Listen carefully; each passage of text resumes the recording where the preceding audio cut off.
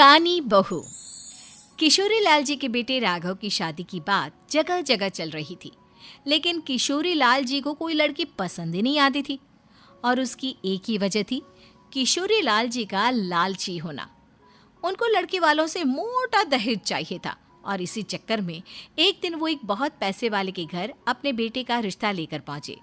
उस आदमी का नाम था ओम प्रकाश। देखिए किशोरी लाल जी, मेरी एक ही बेटी है और मेरी सारी संपत्ति जायदाद सब कुछ मेरी बेटी नैना का ही है। पापा, नाम से लगता है बहुत खूबसूरत होगी। कितना अच्छा नाम है ना, नैना। ओ, वैसे बात तो सही है आपकी। अब इतना पैसा है, जमीन जायदाद है, इकलौती बेटी, आप भी क्या करेंगे? सब कुछ उसे ही देंगे ना। बिल्कुल ठीक पहचाना आपने। बस बेटी की शादी और सारी जायदाद उसके नाम। पापा, बिना देखे हाँ कर दीजिए ना। इतना अच्छा रिश्ता फिर कहाँ मिलेगा? माला माल हो जाएंगे हम। मैं अपनी बेटी को बुलाता हूँ। अरे नहीं नहीं नहीं नहीं, आपकी बेटी का नाम नैना है, सुनकर ही लगता है बहुत सुंदर होगी। रहने दीजिए अंकल, मैं तो आपकी बेटी के नाम से ही इतना खुश हो गया हूँ कि उसे बिना देखे शादी करने को तैयार हूँ। अब तो मैं उसका चेहरा सीधे शादी के बाद ही देखूंगा। और इस तरह राघव नैना का चेहरा नहीं देखता और उससे शादी कर लेता है।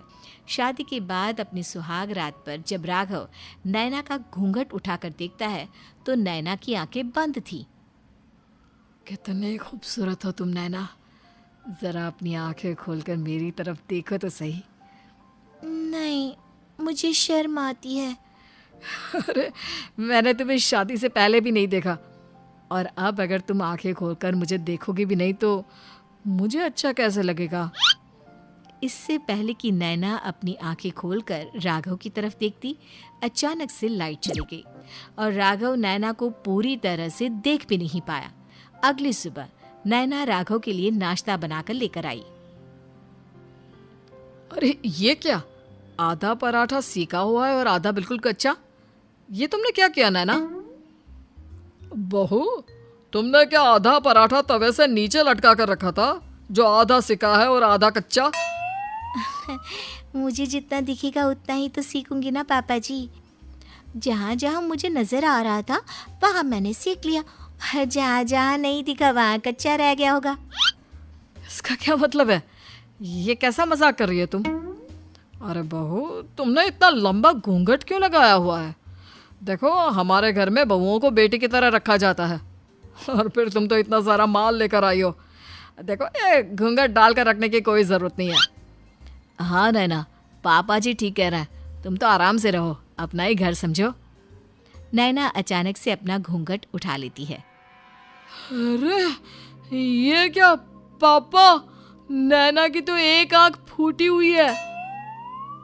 नाम से नैना, लेकिन ये तो कानी बहू निकली। मेरे साथ धोखा हुआ है, धोखा। बिना दिखाए अपनी कानी लड़की मेरे संग ब्याह दी। मुझे कानी बीवी नहीं चाहिए। मुझे अभी ओम प्रकाश जी से बात करनी पड़ेगी। आखिर उन्होंने मेरे साथ ऐसा किया क्यों? अरे, आप लोगों ने ही तो पापा से कहा था कि आप लोग शादी से पहले मुझे देखना नहीं चाहते। अब मेरे पापा पर क्यों इल्जाम लगा रहे हैं? अरे लेकिन उन्हें बताना तो चाहिए था ना कि तुम कानी हो, एक आंख से तुम्हें दिखाई नहीं देता। किशोरी लाल और राघव नाराज होकर ओम प्रकाश को अपने घर बुलाते हैं। पापा जी, ये आपने क्या किया?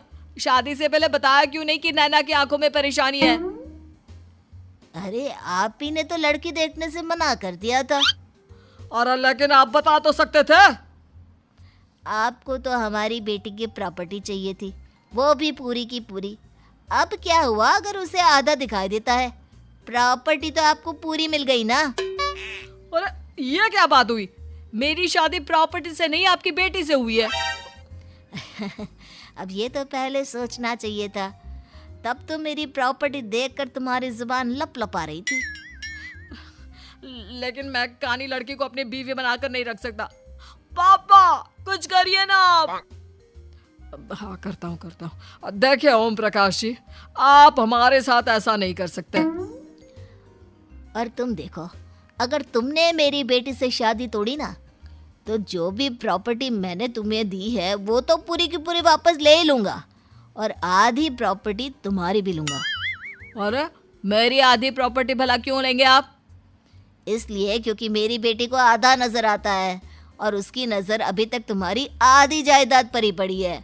अब तुम उसे घर से निकालोगे तो कुछ तो लेकर जाएगी ना। और अगर हम आपकी बेटी को अपने घर की बहू बनाकर रखे तो?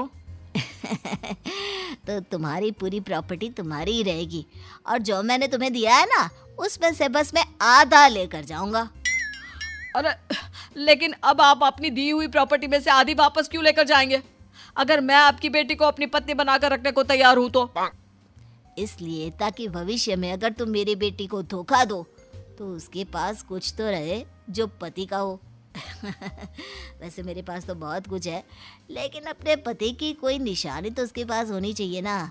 अब अगर तुमने मेरी बेटी को कहानी कहा तो तुम्हें प्रॉपर्टी भी कहानी ही मिलेगी, पूरी नहीं। जमाए राजा।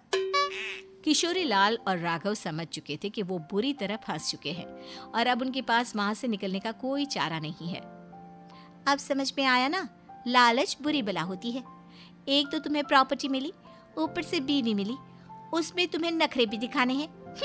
आए बड़े, चुपचाप बैठो दोनों। कुछ दिनों के बाद नैना राघव की कार लेकर बाजार घूमने निकलती है और जब कार लेकर वापस आती है, ये क्या? एक तरफ से मेरी गाड़ी पूरी खराब हो चुकी है।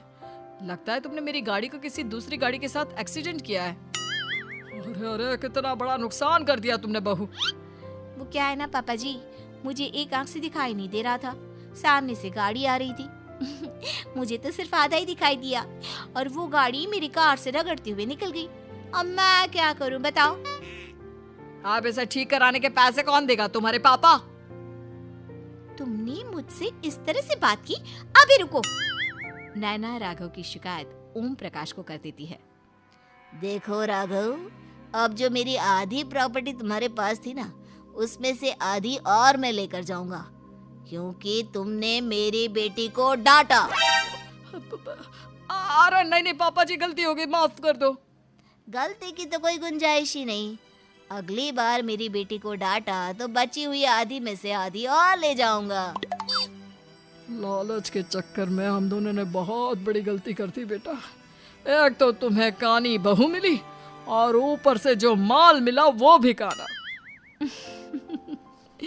इस तरह राघव की हर एक गलती पर ओम प्रकाश उसकी प्रॉपर्टी का आधा आधा हिस्सा लेकर अपना सारा माल वापस ले गया और राघव को कानी बीवी से काम चलाना पड़ा। भाई लालच वाकई में बुरी बला है।